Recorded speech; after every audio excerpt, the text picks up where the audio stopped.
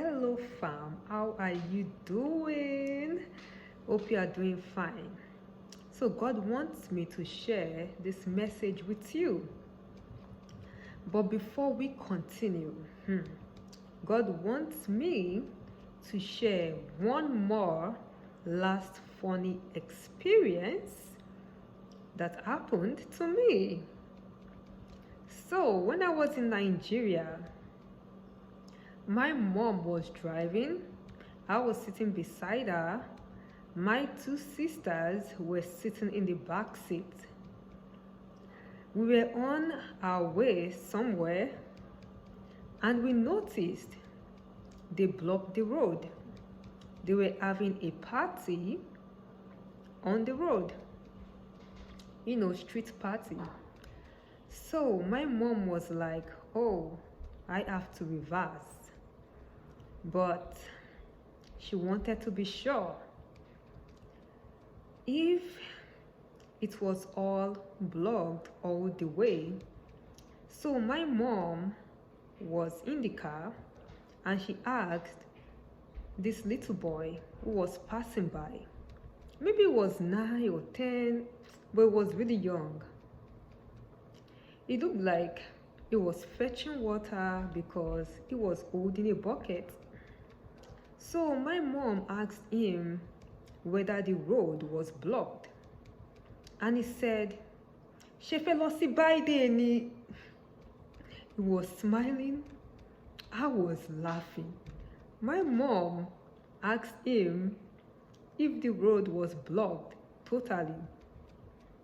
And the boy was asking if she wanted to attend the party.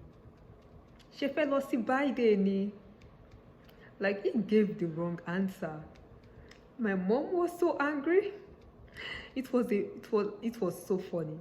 Like, the boy looked like someone that that was peeping into the party.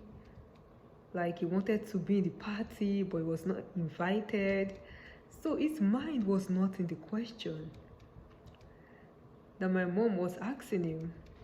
So my mom asked someone else, but this little boy was funny. Like, I was putting my head down, but his response made me to raise my head up. And I looked at him. He looked so funny. Like, it was hot. He was not wearing a t-shirt. It looked like he put dusting powder on his face. Like, his face was white, like put a white powder. Like, he looked just so funny. Shefe lọ sí Biden ni. My mom was like, she was like, what's wrong with this guy? Like, like, what's wrong with him? I was laughing. My sisters were laughing. Later, my mom started laughing. Shefe lọ sí Biden ni. I don't even know which one was funny. Maybe the way he said Biden, birthday. Or the way he looked. Like, you could tell it was a clown. I mean, up till this day, God reminds me of that testimony. So funny. So let's continue on what God wants me to share with you today. So, my sisters were fake born-again Christian. I was a fake born-again Christian too. But God showed me how to be a true born-again Christian. My sisters were forcing me into marriage. My twin sister was setting me up with the wrong man. Last year, 2021, my twin sister came to my room. In hangout, just like, you need to find a man this year so you can get married next year. And she added, when are you going to have children? She removed God out of the picture. She was actually acting like she was God over my life. Seriously. Are you God? Like, what do you mean you need to find a man this year? Find is the man that should come meet me. No, my twin sister has lost it. Find a man, get married next year. Like it's a jackpot. What about God's intervention? What about God's timing? Like, she totally removed God out of the picture. If I was a fool, I must have listened and be miserable right now. Like, that was a bad advice. What about the leading of God? God knows the future. God knows what man is best for me. You know, I was angry. Like, in fact, I could tell God was angry too. Like, what a bad advice.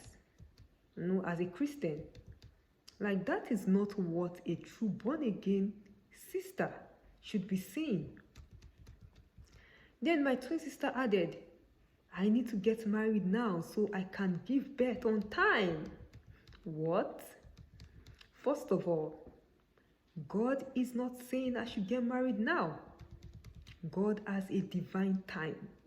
Also, when it comes to children, that is not impossible for God. God gave Sarah a child at 90 years old. That means whenever God wants me to marry, whether now or later, having children is not an issue for God. So, you know, like, He can give children at a young age, old age. Like, if that is the reason ladies are getting married quickly to the wrong men, and not God's man, they are in trouble. Like, you are getting married out of fear of not having children. God has the ability to give children. Get married because God says it is time and He has brought His spouse for you. Anytime I tell my twin sister, God said I should wait, He will bring His man for me. My twin sister starts rationalizing it. It's so sad. She said, God cannot come down from heaven and bring a spouse. Wow. She has already figured God out. When God tells us something, we listen. I don't know how God will bring him, but He will do it. If He wants to come down from heaven, so be it. If He wants to do it through someone, so be it. By the way, God will tell me if He's using a particular person to bring a spouse for me. You know, when my twin sister was setting me up, God said, no, this is not the man. Like, she was angry.